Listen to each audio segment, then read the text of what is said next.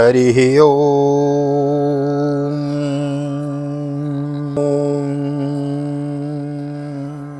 जय श्री राधे, जय श्री कृष्ण। आप सभी को हृदय से प्यार भरी राधे राधे।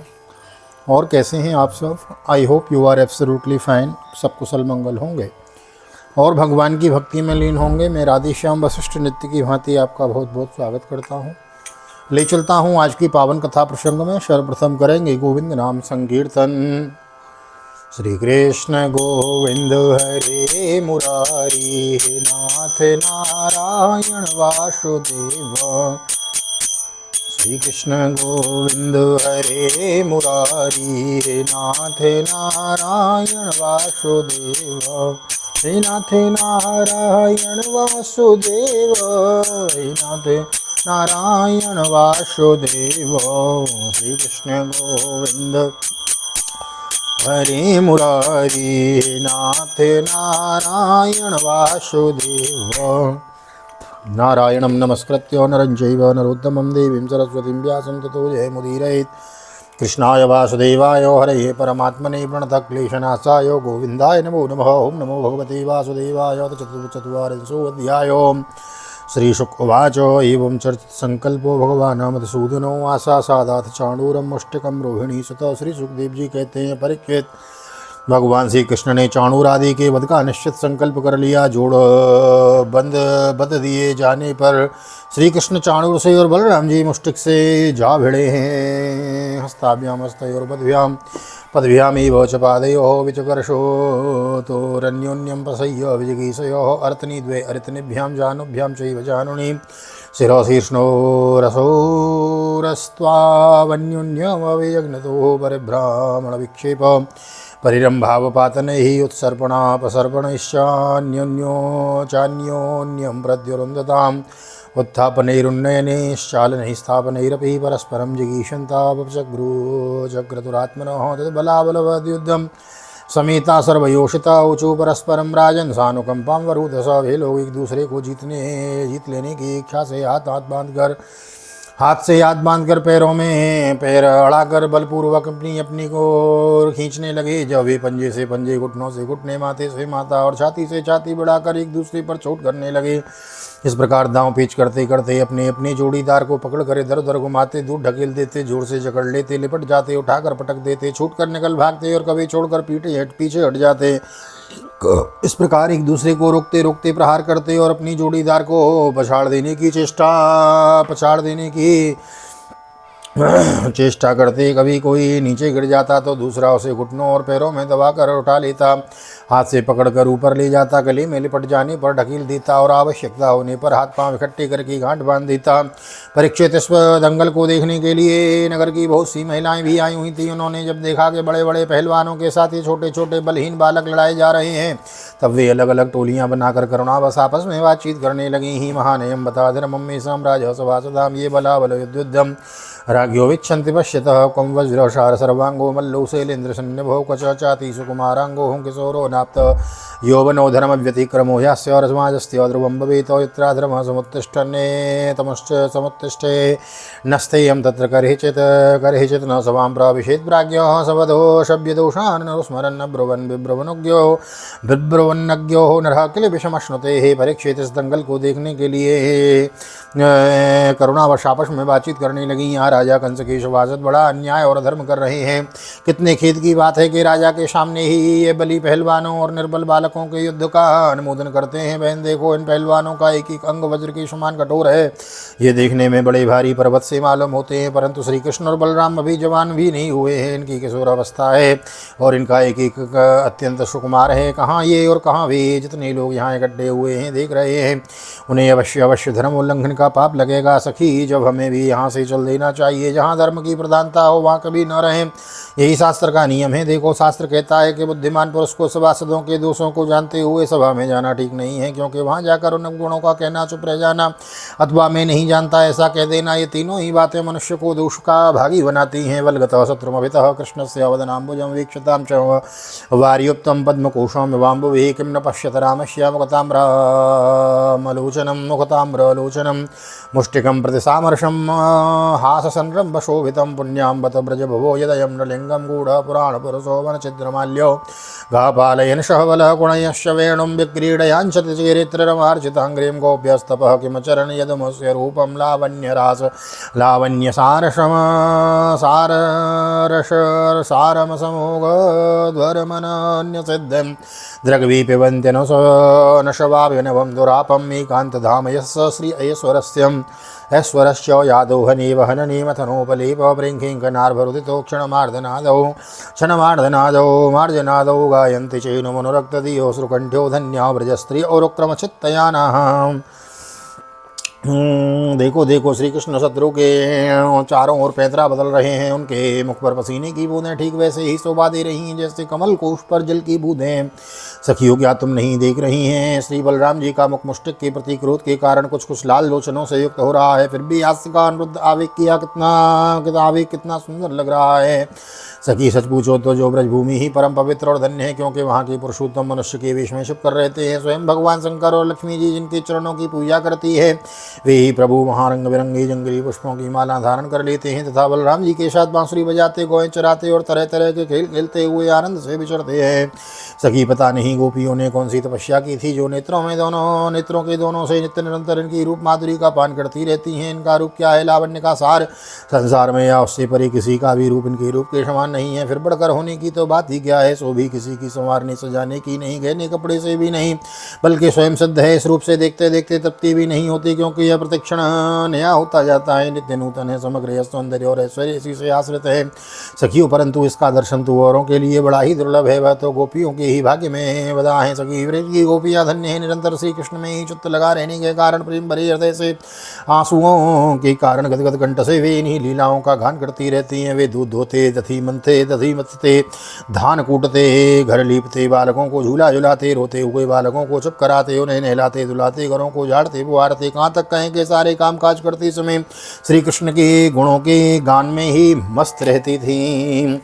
प्रातर्व्रजाद व्रजत आविशतस्तसायं गोभिरसमं गुणयतोष्य निशम्य वेणुं निर्गम्य तूर्णमबलापतिभूरि पुण्यो पश्यन्ति सस्मितमुखं सदयावलोकम् एव प्रभाषमाणासु श्रीशु योगेश्वरोवरिः शत्रो मन्तो मनश्चक्रे भगवानो भरतर्षभ सभयाः स्त्रीगिरहस्रतुवाः पुत्रस्नेहः सुचातुरो पितरा वन्वतप्येतां पुत्रयोरबुधो बलम् तेस्तिर्नियुद्धो विधेरच्युतैतरो योधाते यथान्योनं तथैव मलमुष्टको भगवद्गात्रो निष्पातिर्व्रज निष्पेश निष्ठुरे चाणूरो भज्यमानाङ्गो मोहल्ग्रानिर्मवापः सस्येन वेगोत्पत्त्य मुष्टीकृत्य करापवो भगवन्तं वासुदेवं क्रुद्धो वक्षस्य वादतो नाचाल तत्प्रहारेण मालाहर्तैवद्विपो बाह्यो निगृह्य चाणूरं बहुशो भ्रामयन् हरिभूपृष्ठे पौतयामास तरसाक्षेण जीवितं विस्त्रस्ताकल्पके सहस्रगिन्द्रध्वजैवापतते। श्री कृष्ण जब प्रातः काल गौओं को चराने के लिए ब्रज से वन में जाते हैं और सायंकाल उन्हें लेकर ब्रज में लौटते हैं, तब बड़े मधुर स्वर से बांसुरी बजाते हैं। उनकी टीर सुनकर गोपियां घर का सारा काम काज छोड़कर झटपट रास्ते में दौड़ाती हैं और श्री कृष्ण का मंद मंद मुस्कान एवं दया भरी चितवन से युक्त मुक्कबल निहार कर निहाल हो जाती हैं। सचमुच गोपियाँ ही परम पुण्यवती हैं। भरतवंश शिरोमणि जिस समय पुरवासिनी स्त्रियाँ इस प्रकार बातें कर रही थी, उसी समय योगेश्वर भगवान श्री कृष्ण ने मन ही मन शत्रु को मार डालने का निश्चय किया। स्त्रियों की भी ये भयपूर्ण बातें माता पिता देव की वसुदेव भी सुन रही थे। वे पुत्र स्नेह व शोक से विह्वल हो गए। उनके हृदय में बड़ी जलन बड़ी पीड़ा होने लगी, क्योंकि वे अपने पुत्रों के बलवीर को नहीं जानते थे। भगवान श्री कृष्ण और उनसे भिड़ने वाले चाणूर दोनों ही भिन्न भिन्न प्रकार के दाव पीछ का प्रयोग करते हुए परस्पर जिस प्रकार लड़ रहे थे, वैसे ही बलराम जी और मुष्टिक भी भिड़े हुए थे। भगवान के अंग प्रत्यंग वज्र से भी कठोर हो रहे थे। उनकी रगड़ से चाणूर की रग ढीली पड़ गई। बार बार उसे ऐसा मालूम हो रहा था मानो उसके शरीर के सारे बंधन टूट रहे हैं। उसे बड़ी ग्लानि और व्यथा हुई। अब वह अत्यंत क्रोधित होकर बाज की तरह जपटा और दोनों हाथों के घूंसे बांधकर उसने भगवान श्री कृष्ण की छाती पर प्रहार किया, परंतु उसके प्रहार से भगवान तनिक भी विचलित न हुए। जैसे फूलों के गजरे की मार से गजराज उन्होंने चाणूर की दोनों भुजाएं पकड़ लीं और उसे अंतरिक्ष में बड़े वेग से कई बार घुमाकर धरती पर दे मारा। परीक्षित चाणूर के प्राण तो घुमाने के समय ही निकल गए थे। उसकी वेशभूषा अस्त व्यस्त हो गई, केस और मालाएं बिखर गईं। वो इंद्रध्वज इंद्र की पूजा के लिए खड़े गए। ये बड़े झंडे के समान गिर पड़ा है। तथैव मुष्टिक पूर्वं स्वमुष्ट्याभिहतेन वै बलभद्रेण बलिना तलेना भीतो वृषं प्रविभेत सरुद्रमधुवन्मुखतोर्दिता विशुपपाथुर्विपतस्ते वातहत एवाङ्घ्रिपततः कूटमनुप्राप्तं रामः प्रहर्तां वरो अवतल्लीलया राजन् सावज्ञं वाममुष्टिना तर्यो वहिसल कृष्णपदापहत शीर्षकद्विधा विदीर्णस्तोषलक उभावपि निपेततो चाळूरे मुष्टके कूटे सलितो सलके हते शिषा पृथुद्रवुर्मल्लाः सर्वे प्राणपरिस्भः गोपान् व्यश्यानाकृष्य ते संयुज्य ते संसज्य विजग्नत वाद्यमानेषु दूर्यशो बलगंतो ऋतनुपरो इसी प्रकार मुष्टिक ने भी पहले बलराम जी को एक घूंसा मारा। इस पर बली बलराम जी ने उसे बड़े जोर से एक तमाचा जड़ दिया। तमाचा लगने से वह कांप उठा और आंधी से उखड़े हुए वृक्ष के समान अत्यंत व्यथित और रत्न में प्राणहीन होकर खून उगलता हुआ पृथ्वी पर गिर पड़ा। हे राजन, इसके बाद योद्धाओं में श्रेष्ठ भगवान बलराम जी ने अपने सामने आते ही कूट नामक पहलवानों को खेल खेल में बाएं हाथ के घूंसे से उपेक्षा पूर्वक मार डाला। उसी समय भगवान श्री कृष्ण ने पैर की ठोकर से सिलका सिर धड़ से अलग कर दिया और तोषल के तिनके की तरह चीर कर दो टुकड़े कर दिए। इस प्रकार दोनों धराशायी हो गए। जब चाणूर, मुष्टिक, कूट, सल, तोषल ये पांचों पहलवान मर चुके तब तो बचे रहे थे वे अपने प्राण बचाने के लिए स्वयं वहां से भाग खड़े हुए। उनकी भाग जाने पर भगवान श्री कृष्ण और बलराम जी ने अपने समय वयस्क ग्वाल वालों को खींच खींच कर उनके साथ भिड़ने और नाच नाच कर भेरित ध्वनि के साथ अपने नूपुरों की झनकार को मिलाकर मल्ल क्रीड़ा कुश्ती के खेल करने लगे हैं। जना प्रज हर्षुषर कर्मणाम राम कृष्ण और ते कंसम विप्रमुख्य साधव साधु साध्विति हतेषु मल्ल सर्वे वर्येषु विद्रुतेषु च भोजराटो निवारयत्स्व तुर्याणि वाक्यं चेदम वाचः निस्सारयत दुर्वृत्तो वसुदेवात्मजो पुराधनम अर्थ गोपानां नंदम बध्नीत दुर्मितं वसुदेवस्तु दुर्मेधा अन्यतामासु सत्तमो उग्रशीनो पिता च भीषानुको परपक्ष को। भगवान श्री कृष्ण और बलराम की इस अद्भुत लीला को देखकर सभी दर्शकों को बड़ा आनंद हुआ। श्रेष्ठ ब्राह्मण और साधु पुरुष धन्य धन्य इस प्रकार कहकर प्रशंसा करने लगे। परंतु कंस को इससे बड़ा दुख हुआ और वह भी चिढ़ गया। जब उसके प्रधान पहलवान मार डाले गए और बचे हुए सबके सब भाग गए तब भोजराज कंस ने अपने बाजे गाजे बंद करा दिए। अपने सेवकों को यह आज्ञा दी, अरे वसुदेव के इन दुष्चरित्र लकों को नगर से बाहर निकाल दो। गोपों को सारा धन छीन लो और दुर्बुद्धि नंद को कैद कर लो। वसुदेव भी बड़ा कुबुद्धि और दुष्ट है, उसे शीघ्र मार डालूं। और उग्रसेन मेरा पिता होने पर भी अपने अनुयायियों के साथ शत्रुओं से मिला हुआ है, इसलिए उसे भी जीता मत छोड़ो। एवं विकल्पमाने वै कंसे प्रकुपितो व्ययो लघिम्नोत्पत्त्यो तरसाम मंचुन्तुंगमारुहतो तमाविस्सन्तमालोक्य मृत्युमात्मन आसनातो मनस्वी स सोत्ताय जग्रहे शोचचर्मणिः तं खड्गपाणिं विचरन्तमासु सेनं यथा दक्षिण सव्यमंबरे समग्रहे दुर्विसहोग्रतेजसा तेजा यथोरगं तार्चस्तः प्रसह्य प्रगृह्य केशेषु चलत् किरीटं निपात्य रङ्गोपरितुङ्गमञ्चात् तस्योपरिष्टात् स्वयमब्जनाभः पपात विश्वाश्रय आत्मतन्त्रो तं सम्परीतं विचकर्ष भूमौ हरिर्यथैवं जगतो विपश्यतो हाहीति शब्दः सुमहात्तदा भूतधीरतः सर्वजनिर्जनेन्द्रो स्वनित्यतोद्विग्नधिया तमीश्वरं विपन् वदन् स्वाविचरन् स्वपन् स्वसन् ददर्श चक्रायुधमग्रतो यस्तदैव रूपं दुर्वापमाप। कंस इस प्रकार बड़बड़ कर बकवाद कर रहा था कि अविनाशी श्री कृष्ण कुपित होकर फुर्ती से वेग पूर्वक उछल कर लीला से ही उसके ऊंचे मंच पर जा चढ़े।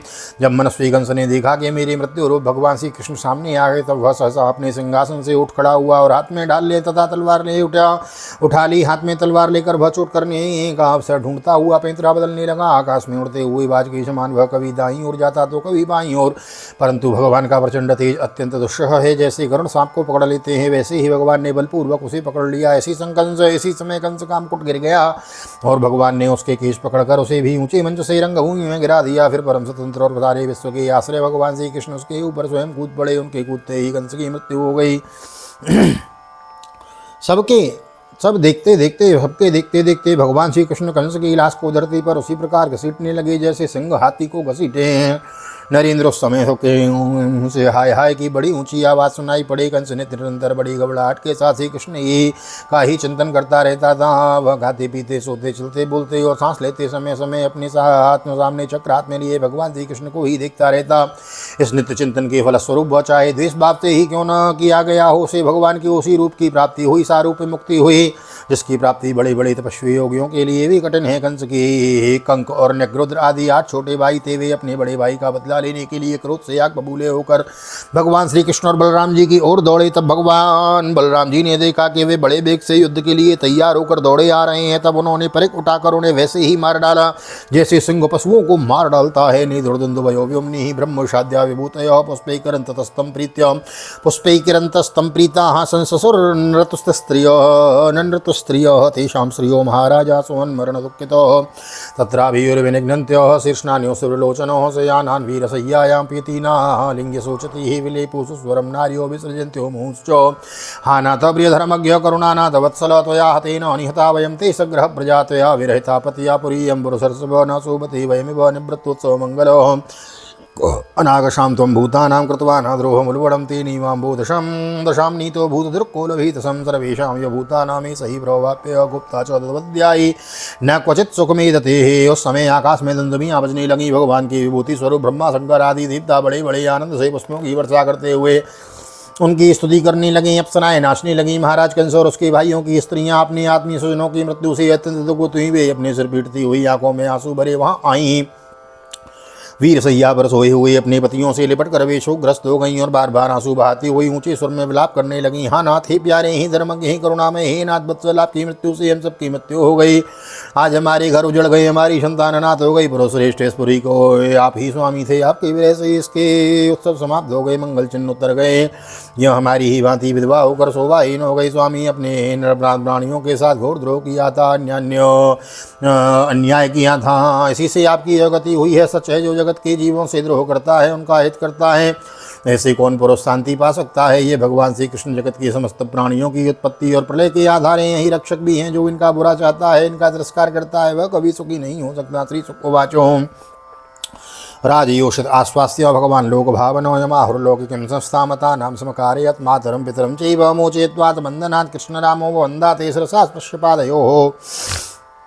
श्री सुखदेव जी कहते हैं, परीक्षित, भगवान श्री कृष्ण ही सारे संसार के जीवन दाता हैं। उन्होंने रानियों को ढाढ़स बधाया, सांत्वना दी, फिर लोक रीति के अनुसार मरने वालों का जैसा क्रियाकर्म होता है वह सब कराया। सब भाई मामी ही तो थी, मामियों को ढाढ़स बधाया भगवान कृष्ण ने। भाई रोवो मत, यह तो जीवन की लीला का खेल है, जाना ही पड़ता है, आया है सो जाएगा। तदनंतर भगवान श्री कृष्ण और बलराम जी ने झील में जाकर अपने माता पिता को बंधन से छुड़ाया और सिर से स्पर्श करके उनके चरणों की वंदना की है।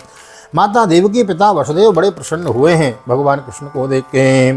देवकी वसुदेवश्च विज्ञाय जगदीश्वरो कर्तो संवंदनो पुत्रो सस्वजाते न संकितो। किंतु अपने पुत्रों के प्रणाम करने पर भी देवकी और वसुदेव ने उन्हें जगदीश्वर समझकर अपने हृदय से नहीं लगाया। उन्हें शंका हो गई कि हम जगदीश्वर को पुत्र कैसे समझें। श्रीमद्भागवते महापुराणे पारमहंस्यां संहितायां दशमस्कंदे पूर्वार्धे कंसवदो नाम चत्वारिंशोत्सव श्रीबालकृष्ण चरणार्पणमस्तु। राधा कृष्ण कुल चरणार्पणमस्तु। कृष्णाय वासुदेवाय हरये परमात्मने प्रणतक्लेशनाशाय गोविंदाय नमो नमः। हरे कृष्ण कृष्ण कृष्ण हरे हरे, हरे राम राम राम हरे हरे।